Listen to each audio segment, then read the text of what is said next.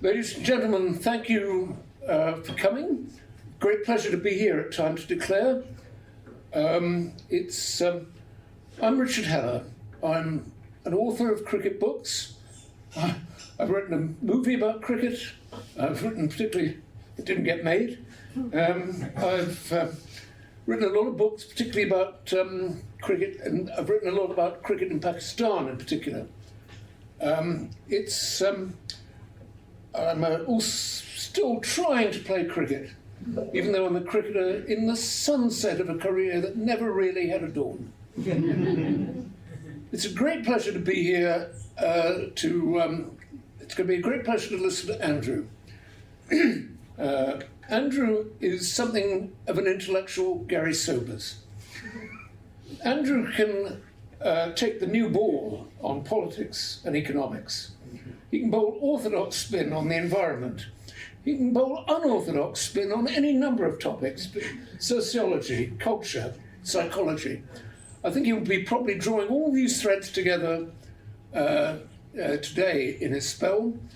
Andrew, one of your key insights has been that somehow the modern world has got to get used to a lower level of consumption. And this is very apposite to cricket. Cricket right now, well, cricket always has been a form of consumption, but cricket right now is linked to consumption in a very big way because of its commercial applications, because it's used for sponsorship, because it's used for advertising, it's used to induce people to consume more. And cricket's become dependent on this model in country after country, including our own. So it's going to be very interesting to hear from you. How do you think we can get away from this model? How can we get to a model that is of playing and enjoying cricket that is more environmentally sound and doesn't add to the pressure on the world's resources?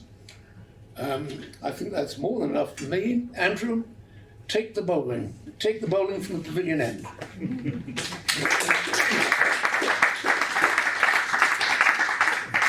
Well, thank you very much. That is definitely the most unique introduction I've ever had, and thankfully it's been good. I'm standing here holding that aforementioned new ball as if I would know what to do with it. I can have a go, but I'm an enthusiastic and slightly useless amateur at the game. But I have made an effort to think about your needs this evening, and as fans of cricket, as I'm sure you all are, you'll be pleased to know there's going to be quite a few stats in this talk. There's going to be a lot of words, and of course you do still like the long form of the game, don't you? And I'm going to honour a few traditions. And the first tradition I'm going to honour for fans of cricket was by doing something which I haven't done since I was a 12-year-old boy, sat in the members' enclosure at Essex County Cricket Ground, which is, I've baked for you. I've made you a cake, because as fans of Test Match Special will know, cricket isn't cricket without somebody baking. So I don't know if we can at some point get some plates and a knife, but and I have to say, even if I say so myself, it's a lemon drizzle cake, because of course it has to be a lemon drizzle cake, and it's not bad. So I'm just going to put that there as an inducement for when we get to questions and answers at the end. So that's the first thing. I'm going to try and tick over another little tradition as we go along. Oh, look at that! Look at the service! That's what cricket is all about. Thank you very much. So, I grew up in Essex, and when I was 11, 12 years old, I spent all my pocket money, actually, on a membership at the Essex County Cricket Ground, and I would sit there with the other questionably adjusted schoolboys, filling out a scorebook. Dot ball, dot ball, dot ball. Run, wide, dot ball. We knew how to party when I was a kid. But there were lots of reasons why I did love the game. Many back then I probably didn't have the words to explain, but one of the reasons why I still love it, for all the innovation with the short form game, is the brilliantly countercultural appeal of a game that can last for 4 or 5 days and still easily end in a draw. You know, you kind of think, TikTok that. It's not incidental that slow living is an important response to the culture of voracious overconsumption, which has been mentioned and which drives the climate and nature emergencies. Now, we've got slow food, we have slow travel, we have slow money, slow cities. I think slow sport makes a rather nice addition. Now, I spend most of my time working on the climate crisis, and I'm here not just because, slightly unusually in the environmental movement, I also love sport. I think the number of people who love sport and are really into climate change may be statistically overrepresented in this room this evening. I love sport because objectively, analytically, I think sport matters. Sport is big business. It has a massive global audience. There's at least 5 events, including the Cricket World Cup, which claim global viewing figures of 2 billion people or more. It's also something that we like to do. In the UK, over 61% of the population is active. That means spending over 150 minutes per week of activities. There's over 7 million take part in running at least twice a month. Over 6 million take part in fitness classes. Over 4 million use the gym. Open a paper, watch TV. Sport is a culturally dominant force with acres more coverage than, for example, the climate emergency. But sport is also much more than big business. Taking part is a way of living the embodied life, being more fully in the world. It brings us together, it tests us, our tenacity and our resilience. And as fans, often our patience too. But it also cultivates the endurance of hope over experience and often expectation. And that's something we're going to need for the long emergency of the climate crisis. Not to mention, of course, it kind of, physically it keeps us going.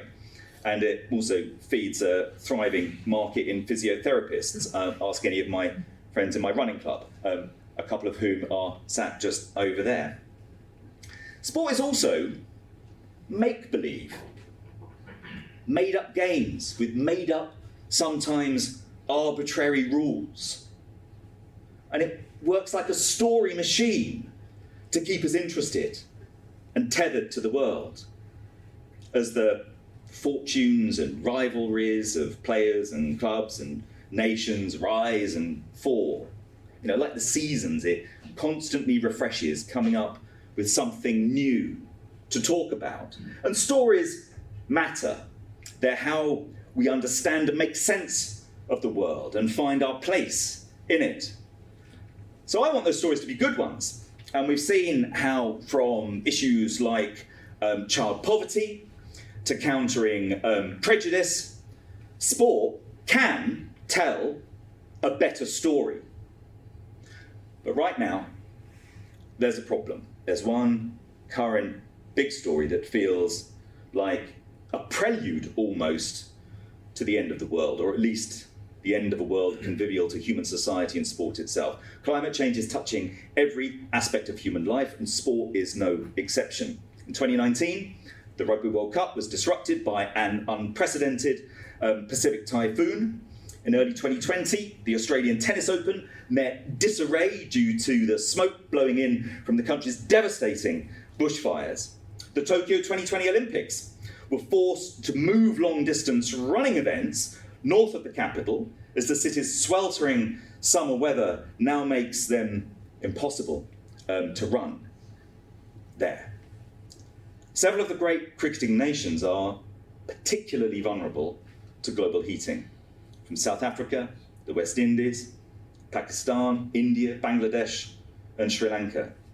In 2017, tests between India and Sri Lanka in Delhi was halted due to air pollution. Pakistan and India right now are in the grip of a record-breaking, extreme, lethal heat wave affecting 1.5 billion people and has been described by people there as like living in hell. Cape Town in South Africa recorded its highest ever temperatures in January this year, and the drought that lasted from 2015 to 2018, causing severe water shortages, also by extension led to multiple cancellations of cricket matches. Even in the UK, sport in the next few decades is going to be facing some pretty striking impacts. 1/4 of English League football grounds will be at risk from flooding every season. In the Caribbean, cricket stadiums are already being wrecked and lives lost to increasingly severe hurricanes, like when the hurricanes Irma and Maria hit. In short, global heating is causing hotter, longer heat waves, more persistent droughts, producing more fuel for wildfires, and more extreme rainfall, heavy inundation. So you kind of get the picture. Now, perhaps it's enough to repeat a few of the things which have been said very recently by normally incredibly sober career diplomats and officials. These were some of the things said around the time of the February launch of the latest report from the Intergovernmental Panel on Climate Change on the state of the science. So you have Petteri Talas, the head of the World Meteorological Organization, saying that our atmosphere is on steroids, doped on fossil fuels. You have the Secretary General of the United Nations, Antonio Guterres, saying that the abdication of leadership on climate action is criminal. He said, delay means death. These are very sober people, normally. And he said that now is the time to turn rage into action. And interestingly, given some of the debates when people tried to raise this issue in protest, the Secretary General of the UN went on to say that climate activists are sometimes depicted as dangerous radicals. But he said, but the truly dangerous radicals are the countries that are increasing the production of fossil fuels, investing in new fossil fuel infrastructure is moral and economic madness. And then, if you are familiar with the family of these international organizations, there's another one called the International Energy Agency, which is much more conservative than the ones I've already mentioned, which are fairly conservative. Fatih Birol, who's the executive director there, said that there can be no new investment in oil, gas, and coal. And at the sign-off at the launch of that latest report on the climate science, the IPCC, they said any further delay in concerted global action will miss a brief and a rapidly closing window to secure a livable future. That's really quite hard to let those words sink in with their full meaning. What's at stake here? But as you can see, it's high. And I feel the situation is now as if it's like we're all captains on the pitch with a decision to make about changing things. And that, simply put, as is the title of this series of talks, it's time to declare. Because we can see the impact of global heating on sport and athletes. We can see the direct impact of sport on the problem, its emissions from energy and transport, and those are the legions of supporters who travel around the world following their teams. Last year, when the delayed Euros were finally played, interestingly, they kind of set the competition up almost as if they wanted to maximize the emissions from travel by staging it simultaneously in 11 countries. The BBC worked out at the time that if the Swiss team ran to the form that they were expected to, a supporter going to all their matches would have ended up travelling over 20,000 kilometres to get to the games. And because of where they were, they would have been flying between them, which is some of the worst kinds of pollution. So, what are we going to do about it? What are we going to do about it? So this talk, I'm going to be going on about why it is that we need to kick advertising and sponsorship from major polluters out of the game to set an example. Because when I went to see Essex play as a child, I didn't think twice about the fact that many of the games I went to see were part of the Benson and Hedges Cup. That was the one-day competition, for those who remember it. Looking back now, it seems to me kind of extraordinary that a sponsorship deal between a cigarette seller and a major sport was allowed to last 3 decades, right up to 2002, and that it was a sport that was reaching out to children to welcome them into the game. But before I go any further, let's just part how, at the time, that was made to seem completely normal. And yet there were voices back then who were calling out tobacco sponsorship, of not just in sport, but generally, and who were dismissed as impractical, and their call to end it was brushed aside. In fact, they've been trying to raise awareness for years, but a well-funded industry and its lobbyists did everything to delay action. And as I kind of go on, some people might find some disturbing similarities with where we find ourselves in relation to the climate emergency and the advertising and sponsorship that comes from major polluters. But before we get to the big hitting, so to speak, let me first play myself in with an over or two of straight bat background. What was the issue about tobacco sponsorship, and what tricks were going on in the field? Amazingly, there was a time, not that long ago, when, you might have caught a glimpse of this one, doctors were advertising smoking. I mean, this one, I've looked at a lot of these. The little girl, I'm going to grow 100 years old. Not if you follow this guy's advice. They actually, there were kind of some of the adverts, they would promise that cigarettes would be, and I quote, your throat protection.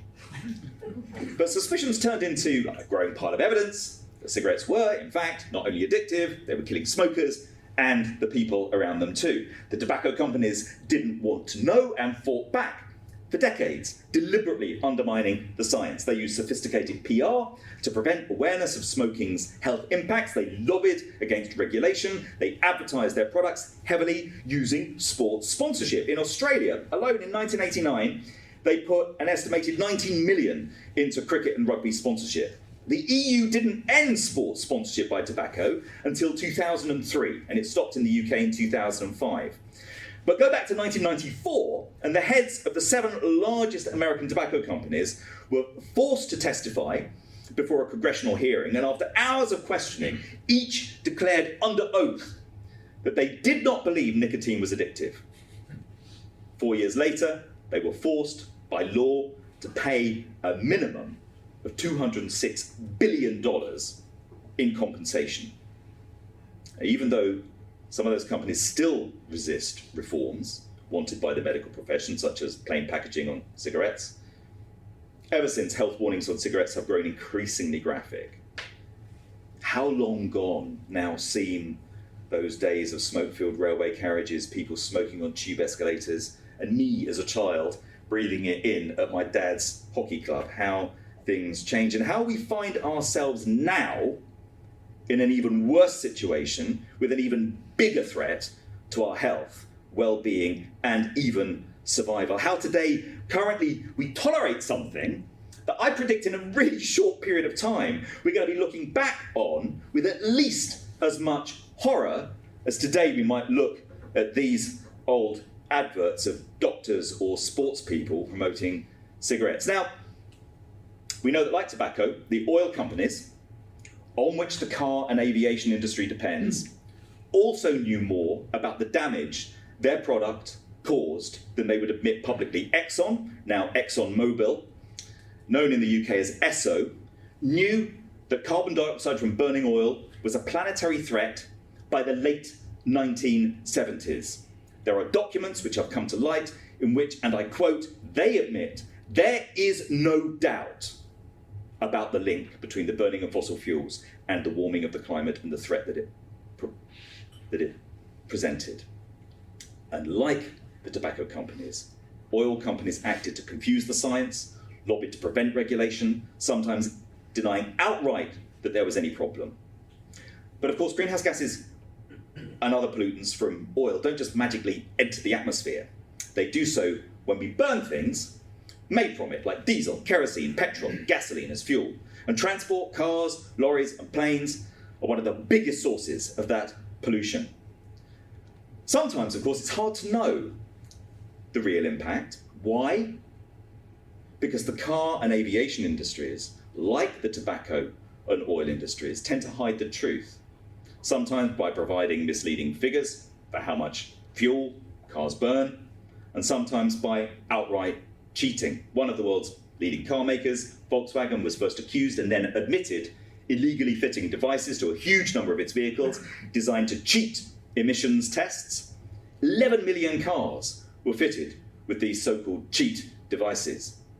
The airline industry, represented by IATA, has a climate plan called Fly Net Zero that quite literally ignores half of the climate impact of aviation, while at the same time expecting flights to double globally by 2050.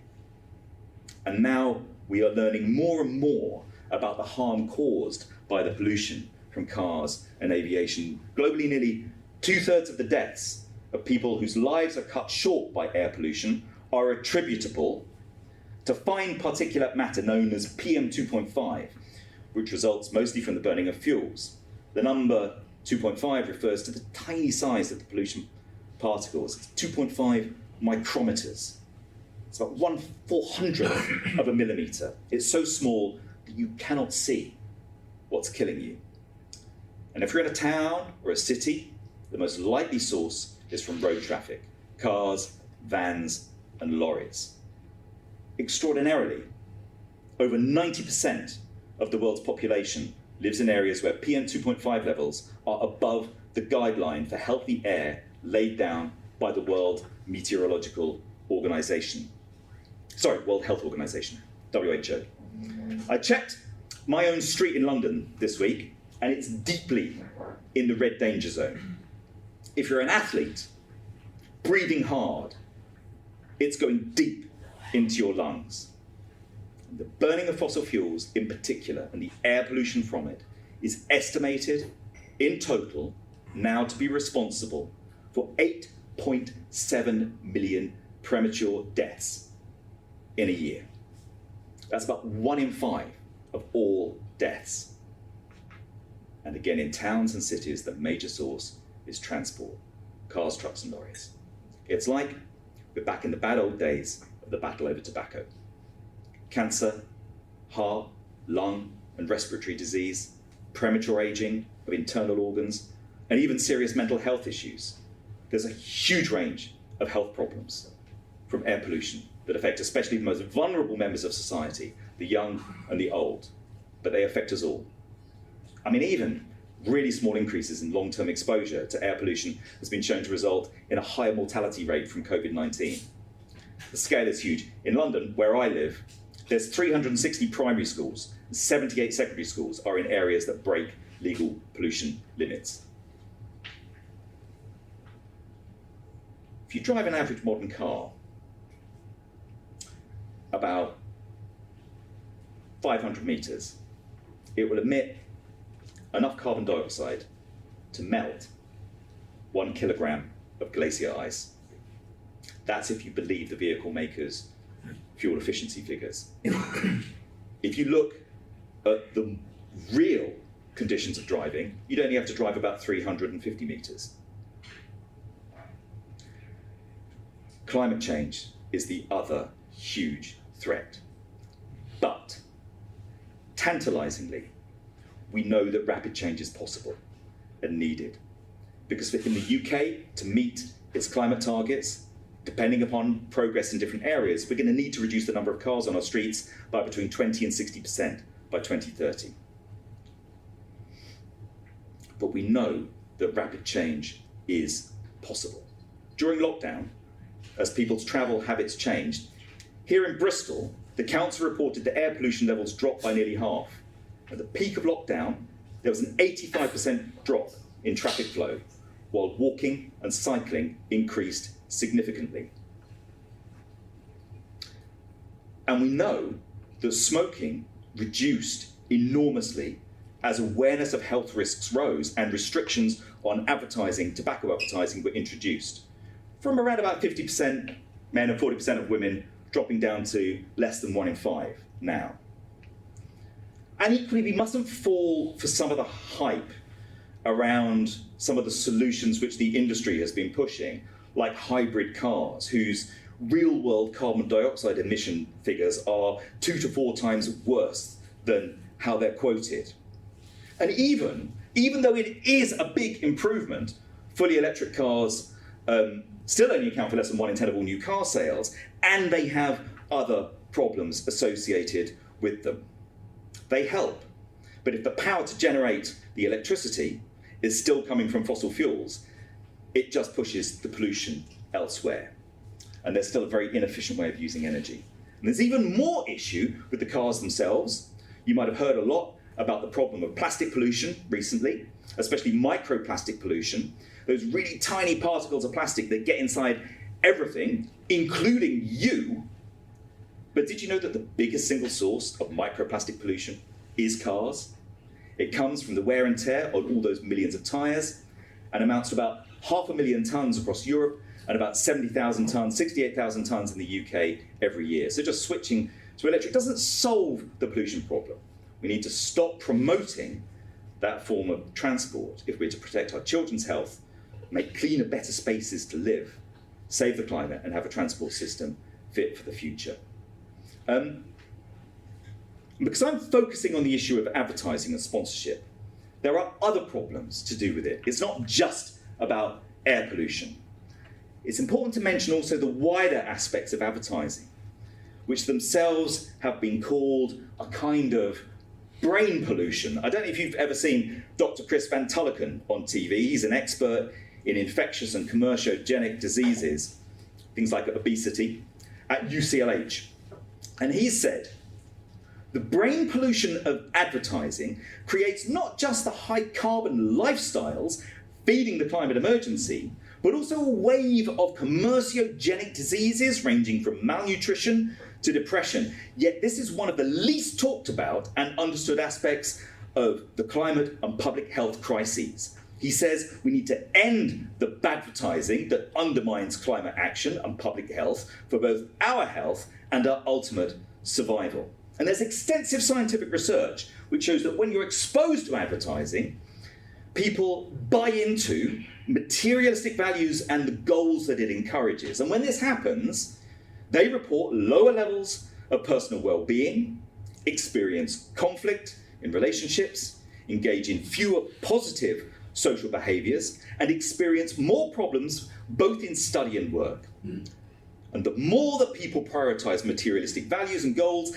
the less they embrace positive attitudes about the environment, and the more likely they are to behave in damaging ways. People place more value on consuming what they see advertised and less on the time for things like playing cricket, or playing with children, or chatting with friends and family.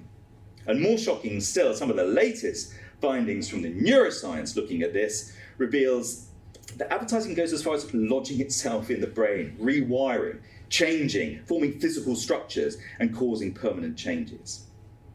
But if we can end adverts for smoking to help change behaviour, why can't we do the same for adverts that fuel air pollution and the climate crisis? Now, how big is this problem in sport? Here's just a few recent examples that I didn't have to look very hard to find.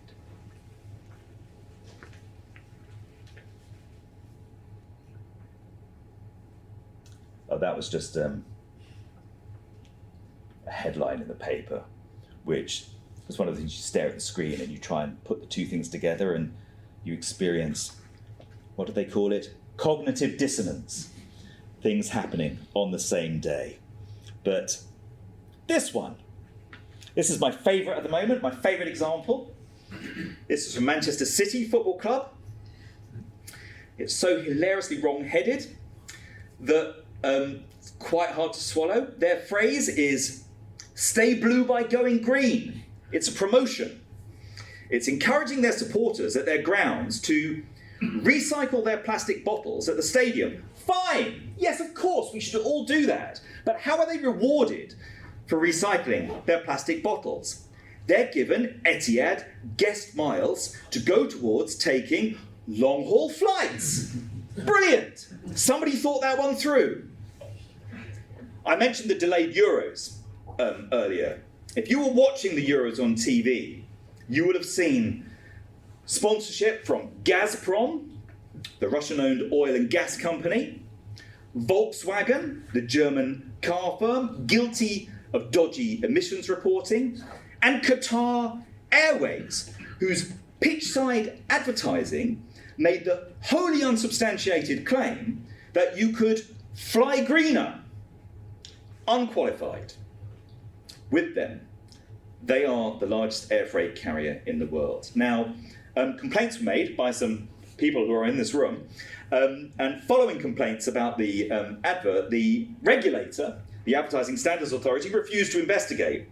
An Ad Free Cities report, just to kind of put that into context, found that the ASA, that's the regulator, takes action against just 2% of adverts which are complained about and investigates just 14% of the ones that are complained about.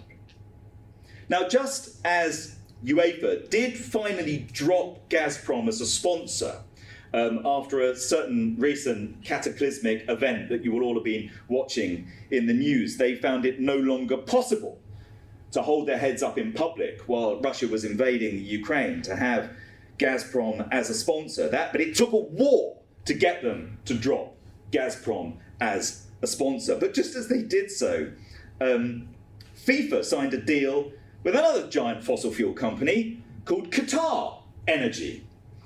At the Australian, this is funny, once you start seeing, it's one of those things like when a friend gets a car a certain colour, you start seeing them everywhere. Once you start looking for this stuff, you see it everywhere. If you watched the Australian Open Tennis Championship last year, there were 3 courtside sponsors. There was a fossil fuel company, an airline, and a car maker. It's like the competition was floating on a sea of oil. They were Emirates, Kia, and Santos. BP, notoriously, was a sponsor of the 2012 Olympics and was until very recently a sponsor of Channel 4's coverage of the Paralympics. And then it was kind of quietly dropped. Channel 4 didn't say anything about it. They just stopped mentioning them. And we actually contacted, we got in touch with them, say, have you? They wouldn't answer the call. They just wanted to kind of keep their heads down. Ineos, another company which you might have heard about, it's come to prominence through Jim Ratcliffe, who's a very kind of brash, abrasive character, but Ineos has been involved in kind of fracking and all sorts of things which are part of the whole chemical industries around fossil fuels. They sponsor everything from sailing to cycling and athletics. And the sea of fossil fuel promotion beneath sport is also wider and deeper than is immediately apparent. The bank, JP Morgan, came out recently as the biggest single enabler of fossil fuel financing in a recent survey which looked at the 2 years up to now, having provided $81 billion in finance. Why am I mentioning JP Morgan? JP Morgan is a sponsor of cricket's MCC. At this point, when I was preparing my talk, I had to do a little bit of double take because I thought I better look up the Gloucester ground. Looked up the Gloucester ground. saw the name of the ground. I thought, oh dear. I read it as Seat Unique. I thought, oh, shit, they've been sponsored by a car maker. Did a bit more research, thought, phew, it's all right. Seat Unique, they're okay. Checked, we're all good. Now, two of the biggest high carbon sponsors of sport, which we revealed in our report, Sweat Not Oil, are the airline Emirates and the car maker Toyota. Emirates' sponsorship of Lancashire, which I think we've got a picture of. Oh, that's from the Euros. There you go. Gazprom, official partner. Not anymore. There's Qatar Airways. There's the Australian Open. There's a little bit of BP. Can't get that anymore. Here we go. Emirates.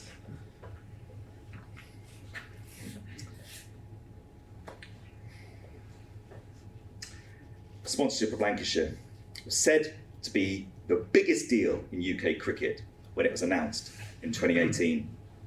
They also sponsored the Durham's Ground, the ICC, and the Cricket World Cup. It's also a big sponsor of, among other sports, football, tennis, rugby, sailing, horse racing, and golf clubs around the world. Now, just to recap, why does it matter having airline sponsorship? So in response to pressure to reduce the industry's climate impact, the International Air Transport Association, that's IATA, adopted this plan called Fly Net Zero, targeted at the year 2050. But at the same time, IATA, as I mentioned, envisages aviation more than doubling in that period. One of the first problems is that their plan, as I mentioned, completely ignores the existence of non-CO2 effects from aviation, which have about the same climate impact as the carbon emissions. They're not even mentioned. But secondly, in the crucial period up to 2035, when global emissions need to peak and decrease by about 50%, the plan relies on offsetting, which, simply put, has either an inconsequential impact or more often simply doesn't work. You'll see this everywhere when people are trying to claim climate credentials. They're promised to offset your emissions. You have to trust me on the science of this. It has not been demonstrated to work, and in some circumstances it's been shown to make things worse because of the type of projects that get supported. Now, after that, the plan proposes switching to biofuels. Their biofuel plan takes some scrutiny because the numbers have been crunched, and to deliver on their plan for how biofuels might fuel planes would require 449 billion litres of biofuels per year. That is 3 times the present global production of all liquid biofuels for all purposes. No account is given of where the land to grow such biofuels would come from, nor how the world would feed itself with those crops being diverted from food to airplane fuel tanks. A 2019 European Commission report makes clear that using food and animal feed crops to make biofuels can negate, and I quote, some or all of the emission savings from those particular biofuels. Emirates is the 4th biggest airline in the world, the 2nd biggest carrier. As a national carrier of the UAE, Emirates needs to be seen in the context of that country's overall climate plans, which Carbon Action Tracker recently judged as highly insufficient. And it should also be noted that all airlines perform very badly with regard to their climate action plans. Interestingly, Emirates Chief Executive Tim Clark said at IATA's 2021 World Air Transport Summit, quote, people are expecting us by the end of this decade to take out 40% of our emissions. These are his words. We are in la-la land if you think we're going to do this. He raised skepticism that sustainable fuel prices can be made economically viable, noting that the fuel can now cost 2 or 3 times that of traditional fossil fuel-based aviation. And he commented that if you create the expectation we're going to have electric A380s flying, we have to do something about that, saying that the industry has to bring people back to reality. Now, in our survey, Toyota had the largest number of major sponsorships in sport, with 31 deals, and they were followed closely by Emirates, which had 29 partnerships. Toyota's 2015 to 2023 partnership with the Australian Football League is estimated to be worth 18.5 million Australian dollars a year. Its deal with the Olympics for the period running from 2017 through to the Paris Olympics in 2024 is worth an estimated $835 million, nearly $1 billion going towards that. That's 4 times the cost of previous partnerships. Toyota USA Motor Sales is the most active car maker to sponsor sporting events in the US. 1 in 3 of deals with car companies are signed with Toyota. Toyota came up as sports sponsors in nearly every category in our survey, and the company makes quite a big deal about its honest engagement with sustainability. And you might therefore be surprised to discover that among the 9.5 million odd vehicles it sells in a year, it does not yet even sell a single fully electric car. The first doesn't even go into production in Japan until next year, according to Car Magazine. And worse than that, behind the scenes, Toyota has been caught lobbying in the US to slow down and undermine the rollout of electric vehicles.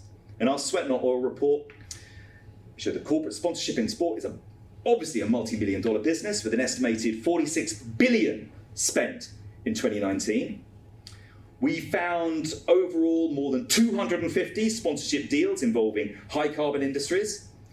First position, it was the car manufacturers with 199 deals. Airlines came second with 63. Other high-carbon companies, already mentioned, are fossil fuel companies like the Russian giant Gazprom and British-owned multinational chemical companies INEOS, BP and other companies invested in fossil fuel extraction and products. The car industry particularly spent about $1.3 billion on general sports. An estimated 64% of car companies' sponsorship budgets dedicated to sports compared to other sectors.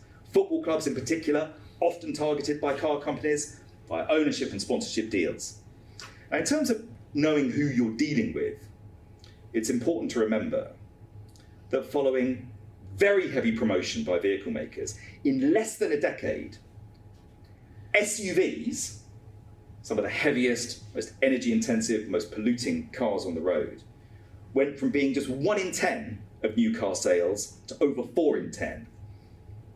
And this is significant because SUVs were the second largest contributor to the increase in global CO2 emissions between 2010 and 2018. It's a significant impact. So when it comes to airline sports sponsorships, it's those Middle Eastern airlines, particularly Emirates, Etihad, Qatar, already mentioned. They position themselves as a leader in the market. What impact does this actually have? A certain number of cars would be bought and driven and flights taken, regardless of advertising.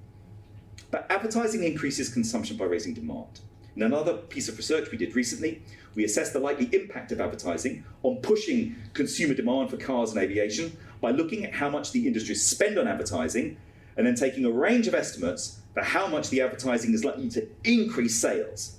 We found that globally, car and airline advertising in 2019 could be responsible for between 202 million tonnes and 606 million tonnes of greenhouse gas emissions. Now, to give that a sense of scale, that range takes you from somewhere around the entire emissions of the Netherlands in 2019 to almost double the emissions of Spain in that same year. Adverts for cars and airlines in Europe alone could be responsible for the equivalent of more than Belgium's annual emissions that year. Now, it's clear that the easiest way to start cutting carbon emissions before even getting into the heavy lifting of retrofitting homes, changing diets, changing transport infrastructure is by ending the excesses of lifestyle pollution that only happens because adverts are pushing higher consumption. Now, the sheer incongruity of urgently needing to cut emissions whilst being surrounded by adverts for long-haul holidays, gas-guzzling SUVs, is not lost on the general public either. There's a recent poll of nationally representative poll of 2,000 people in the UK showed that over 2/3 of UK adults said that they would restrict the advertising of environmentally harmful products. More specifically, nearly half of UK adults, 45%, favoured restrictions on adverts for highly polluting cars, most of which are SUVs, and a third support restricting ads for air travel. And I'm kind of echoing the debate that led to the end of tobacco advertising and sponsorship. Around half of respondents said that warnings alone would not alter their choices. Now, given how hard it tries to entertain, advertising is also surprisingly unpopular in general, as about half of UK adults would also like to see and hear fewer adverts altogether. 1 in 5 people would never like to see an advert again, at all, given the choice, which obviously we don't have if you're out in the public domain and you're surrounded by billboards and digital displays, or travelling on transport systems that have them. Now, regulators are beginning to look more at corporate greenwash, but that doesn't deal with the direct promotion of climate-damaging products. Steps are now, though, beginning to be taken. France is requiring car adverts to carry environmental warnings and prompts to walk, cycle, or take public transport instead. Amsterdam and 5 other major Dutch cities have banned public ads for fossil fuels, cars and airlines. UK councils, including Liverpool, Norwich, North Somerset, have passed similar policies. There's a European Citizens Initiative, which is part of an official regulatory process for a new EU law to ban fossil fuel ads. It's raised over 200,000 signatures. Now, given the heavy lifting facing other climate measures, simply removing the pressure from advertising to pollute more could prove an attractive and relatively easy option for policymakers. As with tobacco, stopping ads wouldn't prevent sale of the harmful products, but it would remove demand and the cultural normalisation of the harmful activity. Sport has been a game changer in raising awareness and rapidly shifting opinions on policy, as I mentioned, on vital issues, everything from child poverty to racism. Now, it could be set to do the same for climate change. The mass following of sport acts as a weather vane for the rest of society, and athletes are key role models and hugely influential. When Ronaldo removed a bottle of Coke at a press conference and told people to drink water instead, it wiped $4 billion off Coke's shares. Athletes know firsthand the health consequences of air pollution and extreme weather events. That means that when sport blows the whistle on major polluters, their sponsorship deals should leave the pitch, just like adverts from tobacco companies once did. Pressure for change is already growing within sport, from individual sports people to a wide range of groups, from the grassroots to the top of our sports. Everyone from the Bristol Dodos, here in this room, to bases, hooray, with a hat. Champions for Earth, Athletes of the World, and many others. Our very own network, the Cool Down Network, Sport for Climate Action. This coming Saturday, there's a leaflet on the table. Katie Cross from Pledgeball, working at the grassroots in football, a speaker from Planet Super League and Kick Fossil Fuels Out of Football are speaking at the first National Ad-Free Cities and Advertising Conference in London. They're going to be talking about how fans and clubs can work together. Etienne Stopp was an Olympic champion, a gold medalist, British gold medalist at the London 2012 Olympics. He's a rower. And he's now speaking out for climate action. He said, his words, "It's wrong for these companies who are fully aware of the deadly impact of their products to use the power and beauty of sport to normalise and hide their behaviour." He says sport has a unique power to connect and inspire people. Now, I'd like to see it use its voice to promote the idea of care and stewardship of our planetary resources, not insane exploitation and destruction. Then there's Melissa Wilson, who until recently was a member of the GB rowing team. She said, as athletes, we focus a lot on keeping sport clean through prioritising anti-doping. Yet continuing to pollute in the face of the climate emergency is the Earth equivalent of doping or scoring own goals. And she says, by keeping polluting sponsors on board, sports detract from their opportunity to play a productive part in the race to zero carbon. It's time for sports and athletes to change that. In cricket, Australia's Test captain, Pat Cummins, was personally affected. In January 2020, his local cricket club in Penrith sweltered in Western Sydney's lethal heatwave as smoke haze from the mega fires that were raging at the time forced match cancellations. And this was after he'd seen 2 years earlier England captain Joe Root taken to hospital after playing in 47-degree temperatures. Pat Cummins has now launched Cricket for Climate in Australia and says climate change is threatening the future of everything, the people and places we know and love, and it's already affecting sport. We know it's creating risks for players and spectator welfare and increases risks of damage to sports clubs' infrastructure. And now there are calls in Australia to kick fossil fuel sponsorship out of cricket. Getting to the end now, and I want to finish with the thought that sport should not be a billboard for the very things that are wrecking not just its own future, but the health of its athletes and players, who are particularly vulnerable to air pollution, heat, and humidity. So I'd like to finish, I suppose, by saying it's time to declare. And importantly, let's not let the Aussies beat us to it. After all, we don't want to see our future turn to ashes.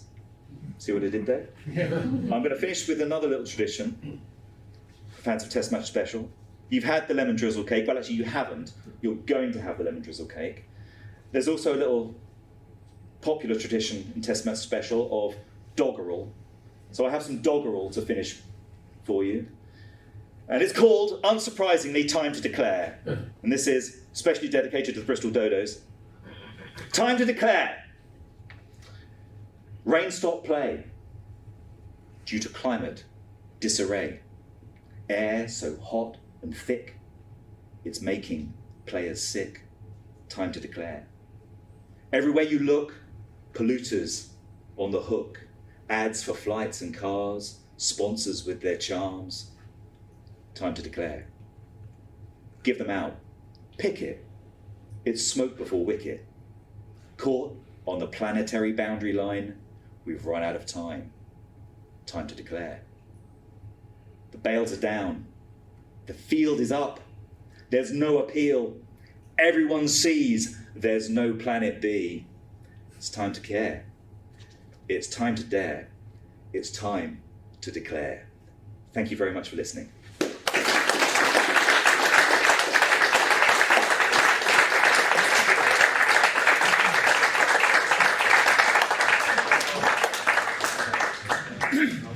Andrew, thank you very much indeed. It's a terrific spell from the pavilion end, as predicted it would be.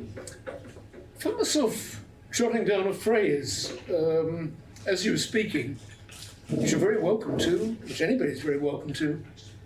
We're bowling at the world's end. This might be one to think about.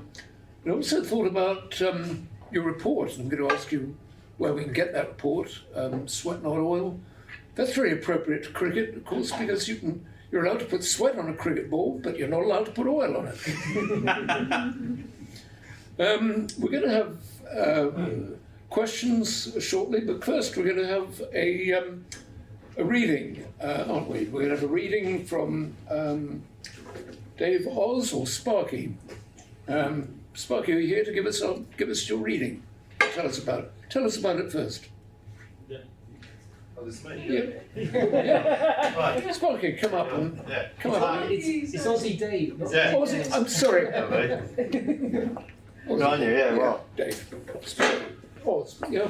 All right. Nice meeting you. Nice meeting you too. Yeah. Yeah. Oh, I got asked to be able to read this short story out, which I was very strongly pushed in the direction to create. Yeah, I'll share it with you now. I certainly appreciate your elaborate creativeness and your fact checking. I had to fact check a few of my own statements in this tonight, so I swapped the odd couple of phrases here and there to be able to get something more accurate, but here it goes. Next in the bat. 1,000 miles north of Perth in Western Australia, Dougie shades from the sun's glare with one hand, while swiping at the flies with the other. "What bloody over is it?" he asks, as the haze of heat distorts his vision of the scoreboard. More interested in the scheduled drinks break than the score itself, though. Dougie's standing at the third man position, thinking it's definitely feeling hotter than ever before. The 1 degree rise in temperature in the Pilbara region over the past 50 years seems to fall short of the real score when it's already 40 degrees plus. In these scorching temperatures, playing a game of cricket could result in multiple fatalities, which is why most games are played before the summer even begins. Imran returns back to his bowling mark in the northern suburbs of Cape Town. Places his fingers parallel to the seam of the ball. He slowly raises his head, scanning at the sun-baked pitch, and he looks directly at the batsman. Dry, he thinks to himself. I'm dry. The pitch is dry. The outfield is raising dust with no clouds in the sky. Everything is just dry.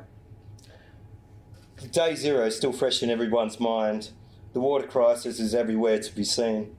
The drought simply exposed how the population growth exhausted the natural resources within the region. Imran leans forward, building pace on his approach to the wicket, then launches the mother of all bouncers back with frustration, clearing the heads of both batsman and wicketkeeper, racing down to the boundary for 4. Fatima places her hand on each of her index fingers lightly on her earbuds, concealed by a hijab, listening to a national broadcast of her idols, the Bangladeshi Women's Cricket Club. Closing her eyes briefly as if to submerge herself deeper into the game, Fatima takes a moment to remember when her and her siblings would spend countless days playing cricket on the banks of the Ganges Delta. As she reluctantly opens her eyes as if clenching to her past, her current reality reveals itself. Her family struggling to survive on their modest farm, decimated by flooding over recent years, arranged for Fatima to work in one of the thousands of garment factories spread throughout the capital, Dhaka. Fatima takes a heavy breath and closes her eyes again, trying to imagine herself alongside her heroes. On a balmy autumn day in the West Indies ground in Bristol, I'm walking back to the boundary, just having been caught at extra cover. Both teams are applauding my efforts of 14 runs for the Dodos Cricket Club. I feel a sense of pride in this cricketing community, as if we are on the same team. Climate change is already affecting cricket and its global community. Together we need to play smart, make the right choices to allow those who come into bat next somewhere to play. As to lose this match is to lose our future.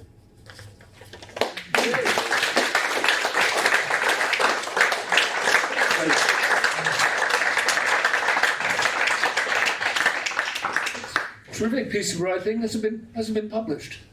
It should be. We'll publish it. The context is important though, because every member of the Dodos team put in the entries in the Wisdom Cricket Writing Competition. Yeah. And then they came and did an article on Zine as a result. So last year's was. Okay. Well, really should be published, possibly even filmed. Very vivid imagery. But anyway. Thanks for that. Anyway, let's now we move. I'm just going to make one quick an important housekeeping announcement. All of this evening's proceedings are going to be available very soon in audio on this website, www.thenexttest, all one word, .org. www.thenexttest.org. Is anybody old enough to remember, it's a bit of a digression, is anybody here old enough to remember Horace Batchelor of Keynsham? Keyn, well, I felt like that a bit then. Anyway, dictation speed again, www.thenexttest, all one word, .org. At which point we move on to question time. Who's got a question? I'm sure lots of people have got a question for Andrew, but who's going to be the first? Maybe at the back there, perhaps. You first. What would you see replacing the current sponsorships? You know, like the way tobacco is sponsoring Formula One, and now they have other things. What do you see coming in for sport after banning the advertising? It's a really good question.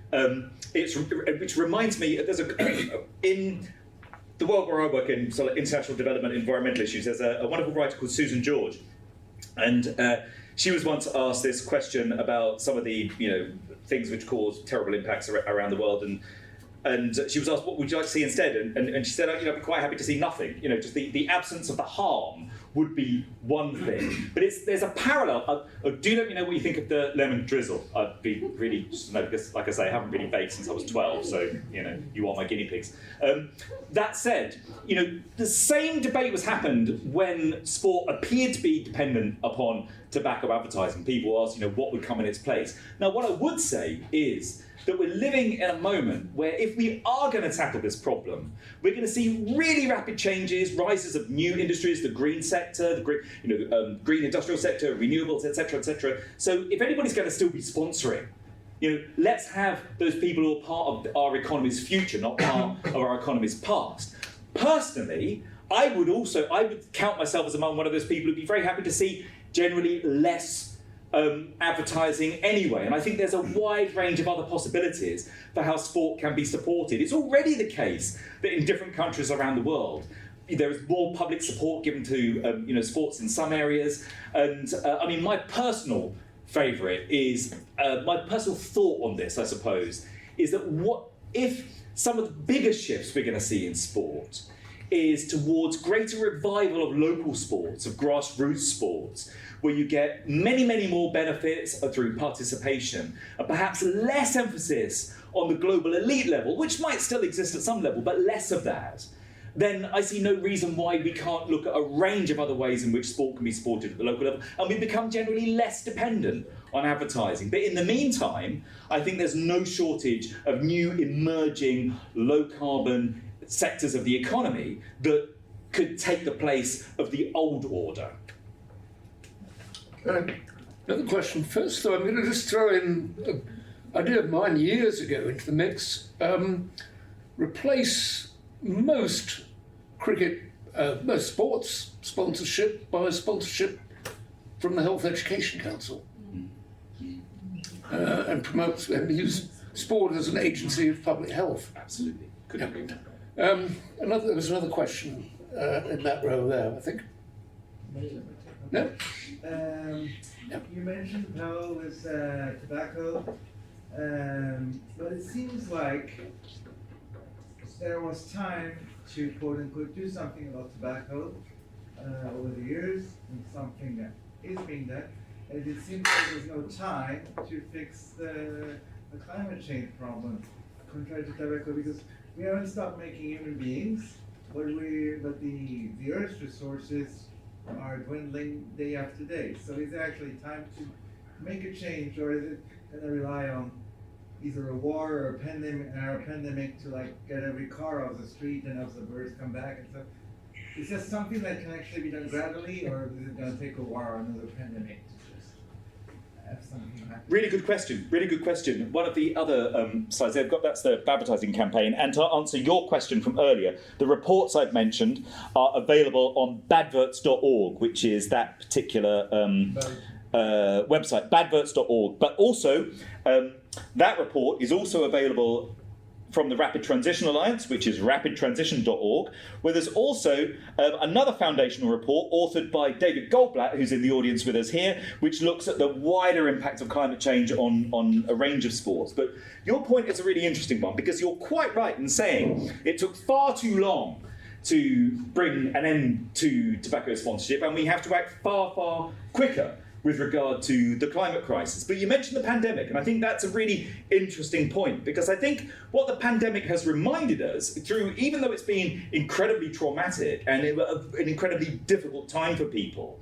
what it has demonstrated is that where there is a consensus and where there is a will, we can change economic policies, we can change our urban environment and its layout and car use. We can change our personal behaviour patterns almost overnight to put public health and public well-being before short-term profit. I think we've seen the ability with which we can rediscover our connection and the importance of green space, of nature. You know, it's become a bit of a cliche, but I think it was a moment for people when in cities they were reminded that there was a thing called birdsong. I mean, I literally saw children playing on pavements again and chalking rainbows.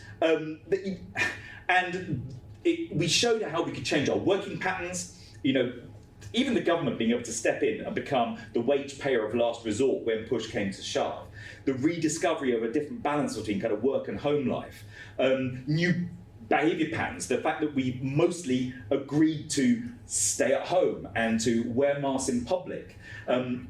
All of these things remind us that we have far greater agency to change things quickly when we accept the problem and act on it than I think we perhaps give ourselves credit for. I actually think we're really good at change, at rapid change, but we forget it really quickly because we move on. And I think it's going to be really important to remember some of those lessons about the importance of key workers, the importance of the people who bring real value to our societies, the transport workers, the health workers, the people who make sure we get our day-to-day stuff, rather than the over-remunerated, speculative financiers in the City of London who have backed their multi-million bonuses. So I think there's lots of lessons we can take from the last couple of years, which tell a really positive story about our ability to change and our ability and our willingness and our desire to put the common good first. Another question. I think you're first. Yeah. I think the lady there was first. Oh. Anyway, right, okay. Yeah. I was in the council's HR committee the other day and got into a bit of an argument with another councillor about divestment from pension funds. And their argument was that it's better to be in it with a stake in these companies, the SOs, whatever, the shares, so you can influence from the inside. And I imagine you get the same kind of arguments around advertising and sport. We need to keep being sponsored by them because we can influence them. And I just wondered if that had come across. It is one of the classic responses. The answer to which, of course, is that the way that the influence chain works within these companies, and if you've ever attended a corporate AGM and you are a small voice trying to influence a large major multinational company, is that it's a nice theory that almost never happens in practice. Because I think if you actually followed that through and look at a chain of intervention of the way in which people who might use that as an excuse for sort of staying in. And I think when you look at the cynicism with which some of the ways in which some of the major fossil fuel companies have played their public corporate reputational game, the fact that there is a perfectly inverse relationship between the amount of advertising promoting their green offer with the amount of money which is going into their exploration, development and R&D, it is almost perfectly inverted, like a handful of percent of money actually going into the green alternatives, and only and yet the vast majority of their marketing emphasising the green things that they do. So I think it's a nice theory. I think the answer is that it simply doesn't happen in practice. And I think the brutal economics of disinvestment are one of the very few things that makes some of these fossil fuel companies actually take notice. It's always the bottom line. No. I just wondered, if you have any suggestions for ordinary cricket members of what we could do. You just said about how, you know, one voice is not powerful. Obviously this is a smaller concern, but it's still a concern. Have you got any ideas of what we could do on a personal level? Sure. The first thing I'd say is I really didn't want to create the impression that I think one small voice is not powerful. I think all our voices are powerful, actually. I think we underestimate the degree to which, once we start talking about things with friends and family members, how that has a ripple effect, how the social contagion effects of actually talking about this problem and speaking out have long-term consequences that you might never know. So I would always encourage people as individuals as well as taking part in kind of groups and other clubs to speak out and say the thing anyway. If you're in Bristol, hey, get in touch with Bristol Dodos. Such a cool outfit. They've made this evening happen, for example, and turn up and represent and play street cricket when there are demonstrations. I think in pretty much every, I mean, it's an extraordinary thing actually, because we're in this kind of odd position where there is quite clearly an almost total democratic mandate for much more rapid and comprehensive action on the climate in this country. Over 90% of people in the UK live somewhere where one level of government or other has declared a climate emergency. And yet we're still allowing things to happen, products to be promoted, lifestyles to be sort of promoted, which are in direct contradiction to that. So I would say strengthen numbers, get involved with your Transition Town initiative, find out who you get on with. I think the answer to this is always in thinking about the long-term effectiveness of involvement in trying to make change happen, is do what gets you out of bed in the morning, do what gets you excited, do what gets you enthusiastic, do what excites your imagination and follow that. And there will always be a group somewhere who will be part of your set of interests. So if cricket's your thing and you're in Bristol, your answer's right on your doorstep this evening and you can talk to them and find out more. But there's loads of other groups around as well, for everything from the Transition Town groups to much more sort of niche and specialist interests. There's my mother's a textile artist, used to be a midwife and a nurse. She has sort of made some things to help a rewilding charity called the Beaver Trust. She's made some pieces which have helped another friend of mine involved in Extinction Rebellion. That she makes you make your contribution in the way that is meaningful to you, and I think connects you to the people that you get on with, and which gives you an excuse to do what you would find motivating anyway, I would say. I agree with that, and I've been banging on about this for about 30 years, and most of my friends have just sort of put up with it, and very gradually I think they're coming round to it, but it's taken that long. I'm thinking very specifically about advertising in something like a county cricket club. Well, we have some members from Ad-Free Cities here this evening who are also representative of the Bristol-based campaign, and I think maybe there's a very specific conversation to be had there. There's a young gentleman behind you called Robbie Gillett who is involved. Should I respond? Well, I just think taking collective action would be a first step. So if there's a fan-based fan representation group across the club, then voicing your concerns through that fan-based organisation, as some of the football fan clubs are starting to do to their senior management teams at Liverpool and Arsenal and Tottenham and Leicester. So that'd be the first point. Stating your identity as a local fan brings huge authenticity, and then combining that in collective action would be the next step. I think we are pushing an open door. If you went to the AGM, the cricket club, Will Smith gave an update. Not Will Smith, Will Brown. Sorry, gave an update about what the club's doing around sustainability. And they are looking at certain things. I mean, they've given us this space free tonight, and they're working with us on putting on these lectures. So I think we can push it an open door, especially as members, and letting Will Brown and the others know about how we feel about things. And I think it's an open door to us. Can I just endorse the point about talking just talking to your friends and family about all these issues and all your networks. I worked professionally in politics in Britain and in the United States for quite a long time. And one of the first things I learned was that people trust information they get from family and friends and people they know more than any other source of information, much more than television, much more than news, much more even than advertising, despite the fact it's manipulative, and certainly much more than politicians. Now that was in the 1980s, and there's now even more. The balance has shifted even more. There's even less trust in politicians, in media, in conventional sources of news, and even more trust in personal news. So I'd really endorse that point about just simply talking about it in your own circle. Another question? Yeah. I probably should just say I work for Gloucestershire Cricket. I'm the Deputy Chief Executive, so Will's my boss. And we wanted to work with Zena and the crew.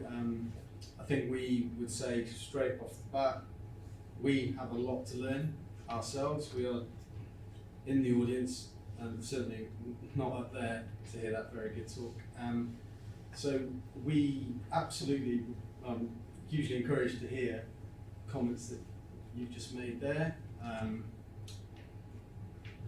We've still got a lot to learn. We're doing some things that are good. We can do a lot more. We'd love to work with like-minded fans. Not all of our fans would agree with some of the things that we've done. We've taken quite a bit of stick on a few measures that we've taken, but we're happy to take that criticism. Equally, we could be criticised for, some bad advertising, as you'd say, and we need to question every agreement we get into. Is that something clubs aware of? 100%. I mean, the club, just on a sort of the wider picture, the club gets around 65% of its incomes from the England and Wales Cricket Board. That's over-indexed. We need to find alternative sources of income to be fully sustainable. If you buy into the theory that cricket is a force for good, so we believe we can help by teaching girls and boys how to play cricket. They can learn a lot for life. It's not just about putting men and women on the professional pitch, but we do need to diversify our income. So looking at where that advertising comes from is hugely important. That is my remit, so I could be public enemy number one a bit in the room. I turned down a big check this year from a betting company. Lots of sports clubs. If you look at the Premier League and football, they're all sponsored by betting companies. We said no. We don't really have the option. But we could do with the money because we're 8th in Division 1 and we don't want to get relegated. But, so it is a challenge, and we're definitely not perfect. So our door is absolutely open to challenge and help us to get better.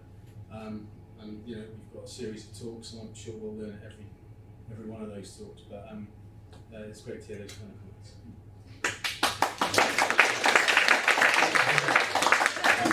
There's no enemies in this room. You're in the club.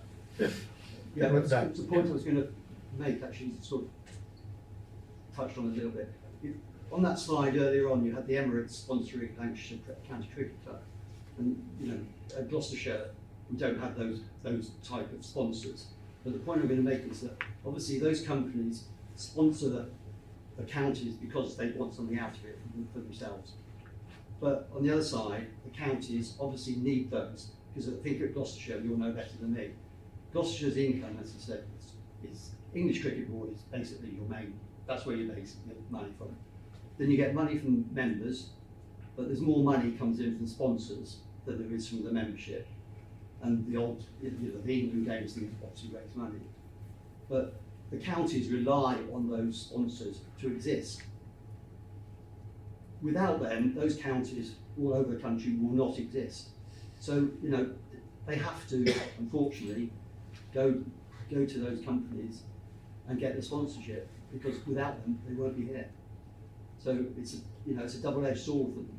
I'm sure Lancashire don't want to go to the Emirates for all the reasons you've raised, but if there's no one else coming in and giving them the amounts of money that they need to survive, they won't survive. Okay. Do we think Arsenal could do without Emirates money? No. No. They could do without, but they won't be as successful. Go. I suppose that kind of that leads me on to my question. Is interesting. So my question was: we live in a world where people want more. We want. There's a huge amount of want. We want more things. We want this. We want that. So, in adverts and sponsors and that whole world, does that world exist because we've created it, or is it symbiotic? Do our wants create the advertising, or does the advertising create the want? Which is kind of similar to what you're saying, I think. That's an amazing question. It's actually a very deep and complex question, but I would say that a little look at the history of advertising, where it came from. It basically came out of the propaganda industries that were used in sort of around wartime, and Edward Bernays is thought of as being one of the sort of the grandfathers of PR and marketing and advertising. Worked in the War Office in the US in propaganda. I would argue, I suppose, that if you look back to the period of time where we can see the current cultures of consumerism coming into being, there are a number of things happening in the second half of the last century, in the post-war period, where oil discoveries were peaking. Oil was very much a product in search of a market. There was a lot of spare industrial capacity after the Second World War. There were innovations in finance that created consumer credit. So there were products in search of markets. There were innovations in plastics, which allowed for the explosion of disposable and really kind of cheap goods. And there was a lot of consumer credit around. So there was a kind of debt-fueled, marketing-pushed, dramatic rise in consumption that happened relatively quickly. And if you look at the charts of how the climate problem has been worsened, it's really mostly all kicked off in the last sort of half a century. Now, the thing about that, in answering the question of what do we want, well, I think people are very flexible. I think we're very malleable. I think we're very open to suggestion. God knows, I know I'm open to suggestion. And I think by nature, actually, I like stuff, so I have to kind of like police myself to not buy and have too much stuff. And I think people choose from the choices that are put in front of them as well.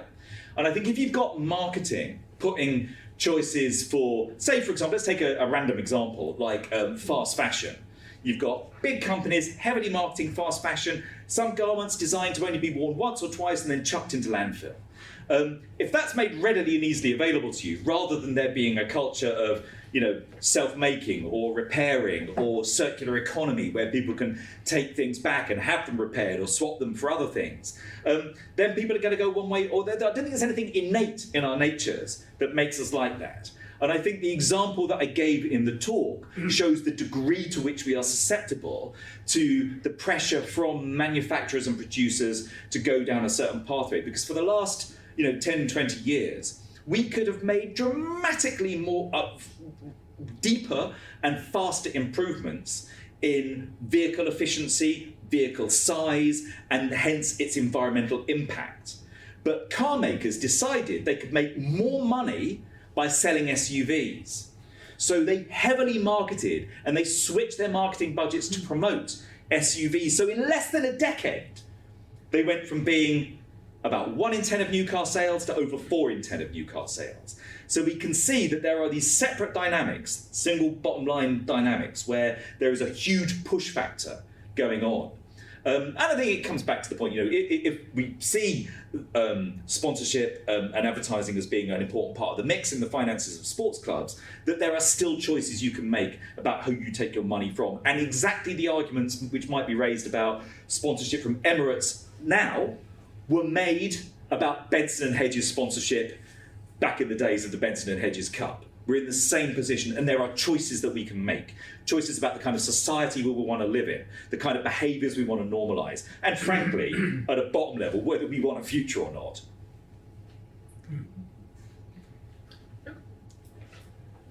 Can I just speak to the question of sponsorship and Arsenal? And just to say, the first thing with certainly big football clubs in this country is it's only about 20% is actually sponsorship of their turnover. Mostly it's about television. And of that, Emirates at Arsenal will be what? A few percentage points of the turnover in total. So no football club in this country is so dependent on any individual or even one or two sponsors that they couldn't manage without. The second thing to say, would they be successful? Would they survive? I mean, football clubs are earning more money every single year. They all, there's so much money in top level football. It doesn't seem to me that it would be a problem. But the most important thing is that we shouldn't think about this about individual clubs. It's about what's happening across the league as a whole. So if everybody is saying, if it's a collective agreement saying, right, we're not taking airline money, then nobody is going to be relatively disadvantaged. And I would say, and I think it's different for cricket. I think it's more dependent on sponsorship. So I think there are tougher choices because match day and television is nowhere near as close. But football actually has a bit of room for manoeuvre. And it's like, who would replace them? I mean, what sector doesn't want to sponsor top flight football? What company of any kind, anywhere in the world, and I mean anywhere in the world, does not want to sponsor the Premier League? There is absolutely no shortage. People are going to slit their granny's throat to get a sponsorship with the Premier League. Would they end up with quite as much as if they were open to every last fossil fuel company in the world? Yeah, maybe we're talking about a loss of a few percentage points of turnover, but I mean, as the Premier League is turning over like in the region of 3 billion a year, I kind of think this is all chicken shit, really. I don't think there's any reason. I can see for other sports that are super dependent on sponsorship, there are much more difficult and complicated choices to be made, and the process of transition is slow. But top flight football, frankly, can do what it damn well wants if it chooses to collectively. And really, we're talking a few percentage points here. And the impact, that's why it's so important to argue it, is that the impact of the Premier League saying, right, no more fossil fuel sponsorship, that is just, can you imagine? That's just unbelievable, reaching a kind of constituencies and demographics who are really not engaged, normalising this thing in a way that actually, I can't think of anything else that would come close to having a kind of reverberations on that.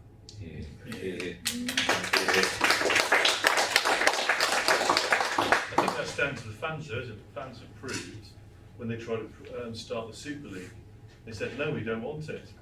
And the fans overthrew that proposal. So it can be done. Fans base, they can have an influence on anything. It's just getting the message out there, isn't it? Yeah, I think there is some genuine support amongst part of the upper echelons of the industry.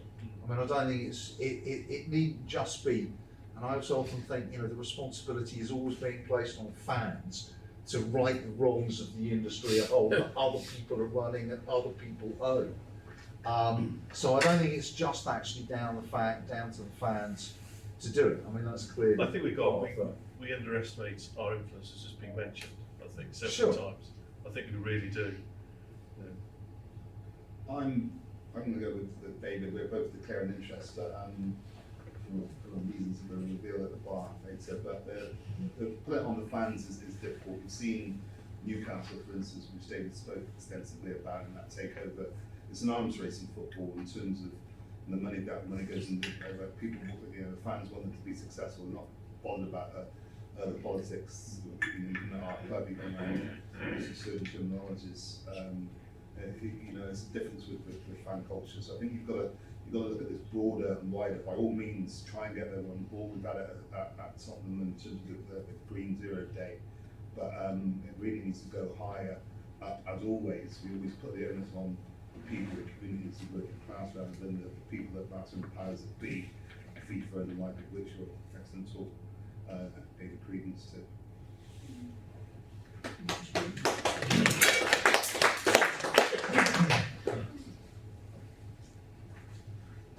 Any more? Sorry.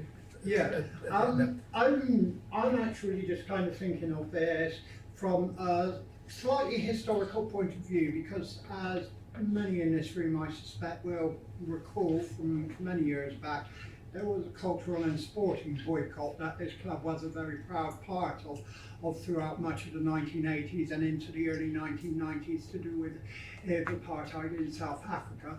And it was ultimately that momentum that led to the divestment of the tobacco firms' money from the whole industry, because there was actual momentum in that. I'm just wondering where that momentum has actually gotten to, and whether or not we could actually use it for the similar purpose of getting rid of the oil money from this sector of sport as well. We seem to be turning into a round table. It's actually really nice. It's great to hear. So obviously people want to discuss these things.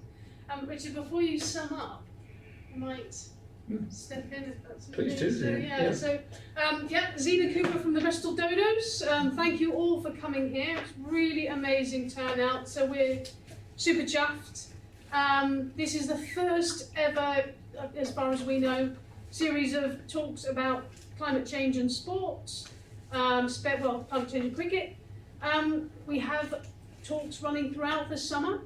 So if you've enjoyed this today, please come and tell your friends about more coming up. Next one is the 7th of June. Here, all here. Massive thanks to Gloucestershire for being brave enough and putting this on. It's been really amazing. You guys have been fantastic. So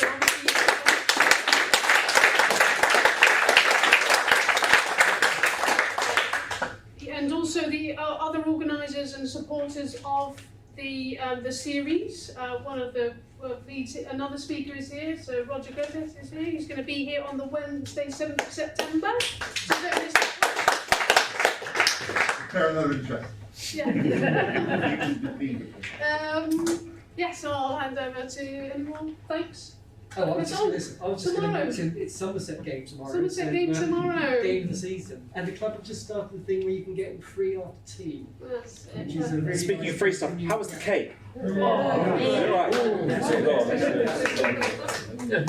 Thank you, and thank you to all our speakers and contributors. You've all been absolutely amazing. So thank you.